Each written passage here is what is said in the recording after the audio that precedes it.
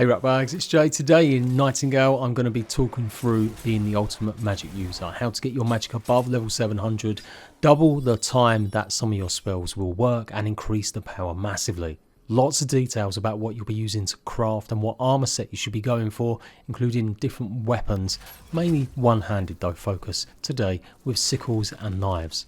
With some more details about some charms, enchantments, some of the better spells and how they work differently. This video has taken me weeks to do to grind all the resources needed and really definitively test a bunch of stuff, so do leave it a like, find it useful, and let's go. So you might have seen a recent video where I went through every piece of armor and effectively ruled out what they're good for, what they're not. I crafted everything with more or less the same materials to get a baseline stat and show you guys what items have some really good stats already baked in and what you should focus on upgrading. And it became soon apparent that the hermetic set that you get from the watch is going to be the best for magic. You will have some of the lower sets that might have a little bit of magic on them, but to be honest, they don't have enough baked in stats to make it as viable. Sure, they'll give you a little bit of a boost, but nothing compared to what you can achieve when you've got the full hermetic set crafted with the right materials. You can see here the formal shirt with just regular basic ingredients, so call it, has got a magic power of 9. The actual casual shirt has only got a magic power of 6. And these are both better or maybe not even existing in other armor sets. So craft hermetic gear, unlock it all from the watch and make sure that you craft the formal gear. That is going to give you your best magic score. And then of course we've got to decide on the resources using. I think desert fiber is probably one of the best things. Wherever you need actual thread, cloth, this is what you should be using. It's got some of the highest magic power in terms of resources that you can find, and it's actually better than tier 5. Tier 5 gives you an increase in heat resistance, but the rest of the stats, the tier 4 stuff is either the same or maybe slightly better. I think the stamina's better. If any of the clothing does need leather, then you're going to be aiming to get Canute tier 3, as that is going to give you the best magic score. So remember, not all hats will have magic, but we're talking about the hermetic stuff. Hat, shirt, gloves and shoes will all have a magic attribute that you should focus on making out of Canute leather and tier 4 desert fiber. The coat, trousers and backpack can be made out of different resources to get the most out of them attributes, since they don't have magic applied to them. So to find obviously the Canute, you need the Dispel spell, which you'll find at the Ascended Swamp Herbarium realm. And then tier 3 Canutes, it probably is going to be only the Ascended realms that you might find them as well. Obviously you can find them not just on the forests but on the desert plains, and sometimes they won't spawn on the map sometimes, and then they'll spawn the next time you load it up. It can be a bit hit and miss. This is what I use to go ahead and make my hermetic gloves. You then got a choice between using either Titan's fingernail or the fabled sun giant ingots. The benefits of the Titan fingernail, which is a 230 resource that you can only find in very small clumps, but on any kind of swamp biome, you're getting magic power of 30, so that's the same as the fabled sun giant, but you're also getting critical damage, which applies directly to the gloves as well. The sun giant metal does have 30% magic, but anything else is kind of lost on it as well, since you haven't got any ranged or melee. If you did want a more rounded piece of gear or set that focused a bit on melee and a bit on range, then you would use whatever metal is best for that. So obviously pellucidic for melee and maybe pursuit for ranged. So buckle and buttons using both of these. And so that's 17 points of magic power. That's what we're getting with these gloves now, compared to maybe the 9 points that you get using maybe tier 1 resources like bug hide. If you haven't got these resources yet, then you could still go ahead and use precious metals. Gold and silver have a lot of magic in them too, but just not as good as obviously these two. And likewise, tier 1 and tier 2 Canutes will also have fairly okay magic levels. So an increase of 8 magic points by using this type of gear compared to what you would have just the regular. Then you've also got the increase in gear score as well, which is like 25 points. Maximum health hasn't only jumped up a little bit, likewise critical damage has only jumped up by maybe 1–1.5%, but I have got better durability by about 50 points as well using the hermetic gloves with the tier 3 Canute hide. Now of course these stats don't seem that impressive, but it's all about upgrading them obviously to epic level and applying infusions and charms. The resulting impact to that will be that once you've got this full set and the right kind of weapon, you'll be over doubling the amount of time that a lot of your spells can be used for, or the amount of damage they do. Although some spells will only have that same amount of hits. Things like Shockwave and Hermetic Flame, you're still only going to get either 6 or maybe 9 actual hits out of it before it runs out. But things like Swarm and Quake, they can be extended much longer. When it came to the boots, pretty much the same deal. More of the tier 4 Desert Fiber, the tier 3 Carnute Leather, and tier 4 Desert Fiber made into rope. The tier 4 Desert Fiber comes in handy really good here because it's also got the additional movement speed, 10% as well. So when that gets applied to making the item, you get 3.6 movement speed and 9.6 magic power. And when it came to the Hermetic Veil, you guessed it, Desert tier 4 fiber once again to make the lining and the cloth, and then again choice between either the Titan's Fingernail or the Fabled Sun, and you can see the differences. It seems small, but this all contributes massively to getting that bigger build, and that's what I went with, was the Titan's Fingernail ornament. Comparing the veil to the base one that I'd made, it really is only the magic that does get a significant boost, going from 9 to 15. The rest of the stats are pretty similar, with only a slight, like barely 1% increase in critical damage. And then the shirt, more Desert Fiber for the cloth and lining, but this time we went with the Fabled Sun Giant as the metal for the buttons, because the maximum stamina will carry over for the shirt, the stamina regen and the magic, so it definitely is better. That's why you got to really pay attention to what attributes these metals have and whether or not they're actually going to transfer over to the item you're making. So you lose a bit of maximum health because you are using that magic items rather than just common. You can see they're 54 versus 45. Max stamina though is obviously a lot better, nearly double the amount. Only slight increase with stamina regen, but the magic power is another 6 points. Slightly worse durability compared to just what you would get with just most basic materials, but another 25 points in terms of gear score. If you were to go ahead and use Carnute meat and turn that into fibre and then use that for the shirt, you would be transferring the health regen onto that as well. So you weren't too bothered about the stamina and wanted more health, use that. And so the non-magic items, the jacket, the pack and the trousers. Like I said, there's plenty of ways you could go with this. Try and aim for the one that's going to give you the max health, which in this case I think it is the Janna stuff. You do get a huge boost in stealth using Harpy.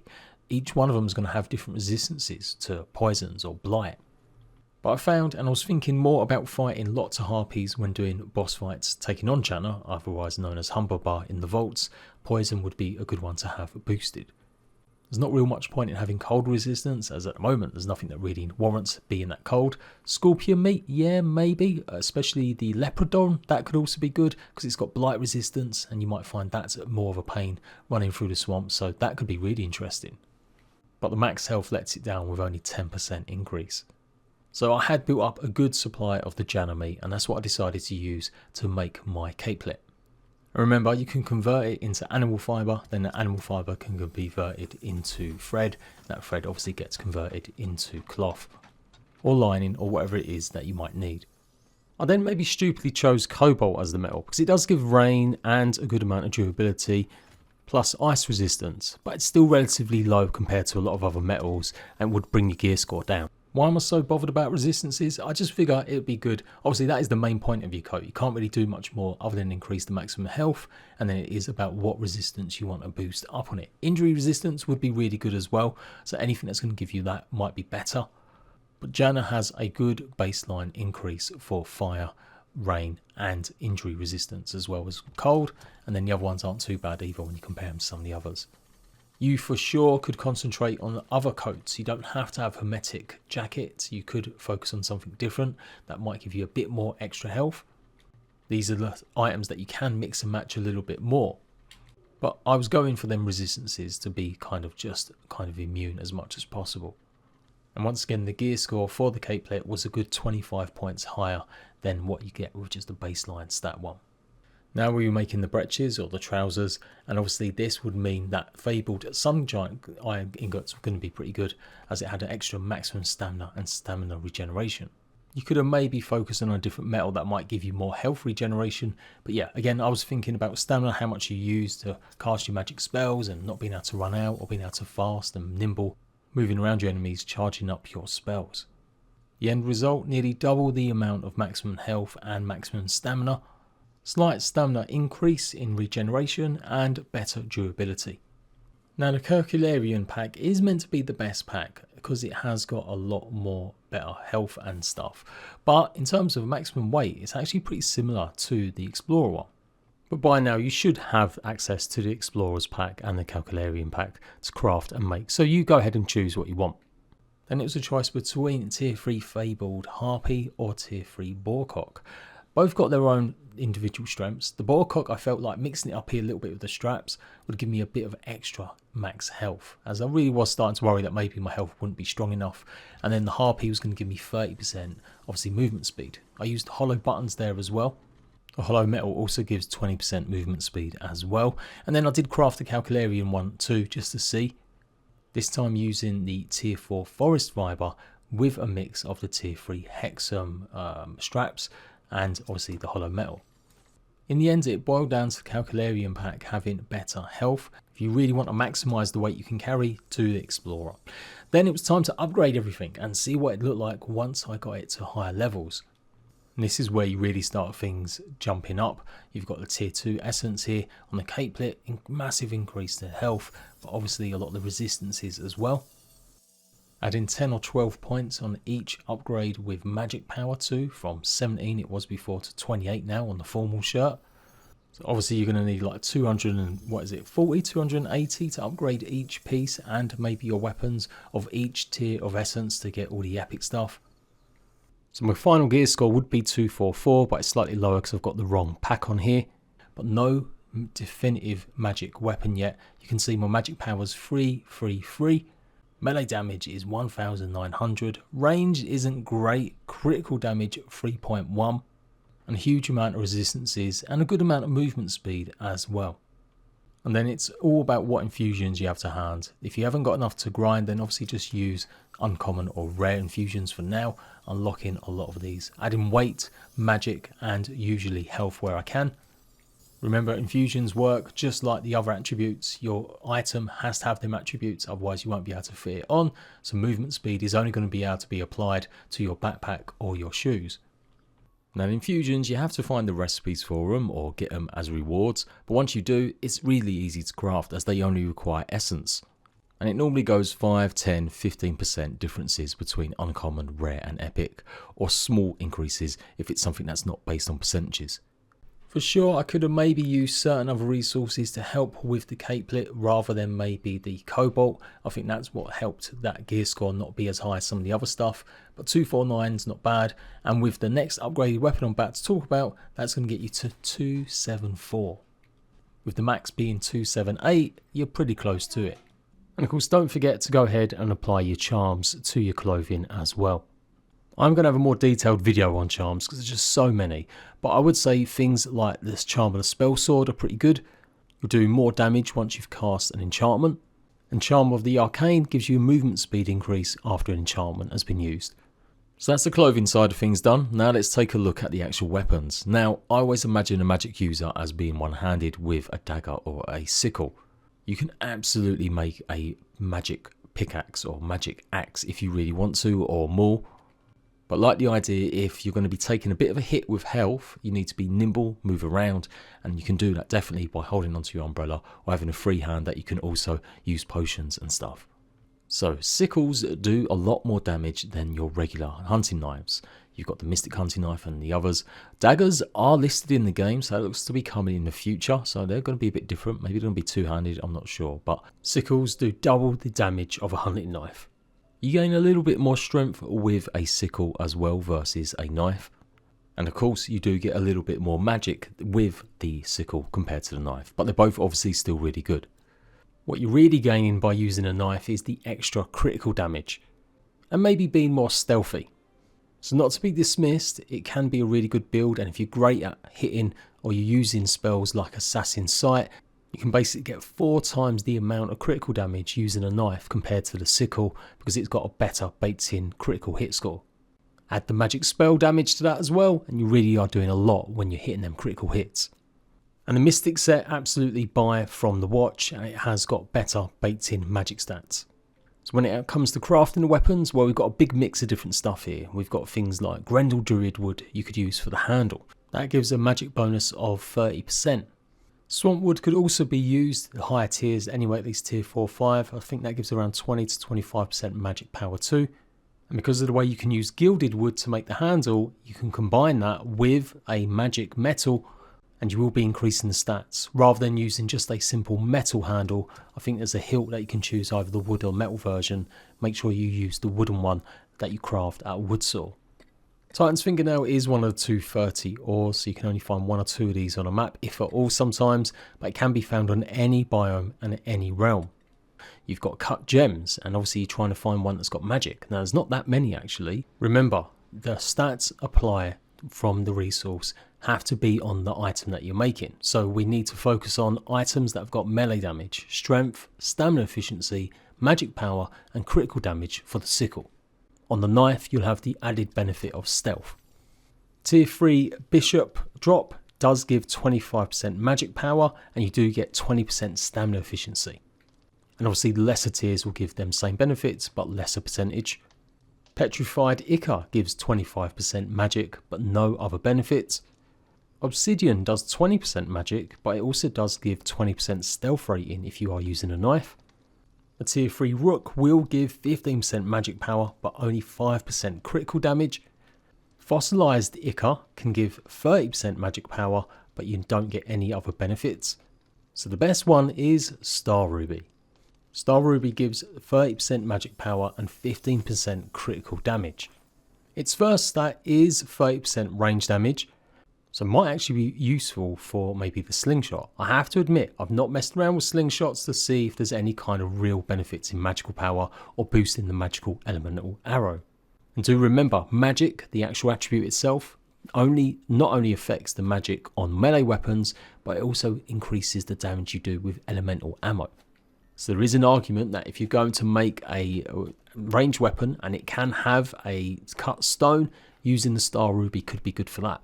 But since you get 30% magic power and the 15% critical damage as attribute 2 and 3, I think it's definitely the best one. It's not going to make a huge difference if you're using just a sickle, because obviously it doesn't have a great inbuilt critical damage anyway, but it will increase it a little, but obviously the main improvement will be on a knife again. You should be able to find Star Ruby on any kind of biome, any realm, but it's got to be Ascended Realms, power level 100 plus. At some point you've got to recognise what resources you might have more to hand. I've had a lot more fabled metals because I was taking on the bosses a lot more than I did actually gathering Titan's Fingernail. Titan's Fingernail is the best that we saw from the clothing, as it often gave more magic power, but some things like the fabled Sun Giant were better with the maximum stamina for certain pieces of clothing, like the trousers, so you can use the buttons for that. But when it comes to the actual weapons, for my sickle I did go ahead and I used the fabled Sun Giant metal, as I just simply had a lot of it. When it came to my knife though, I'd by that point had more Titan's Fingernail, and so I went and used that instead, because you get that extra critical damage with it. And that's the two big differences. They've both got the same magic power of 30%, but Titan's Fingernail you do get that critical damage as well.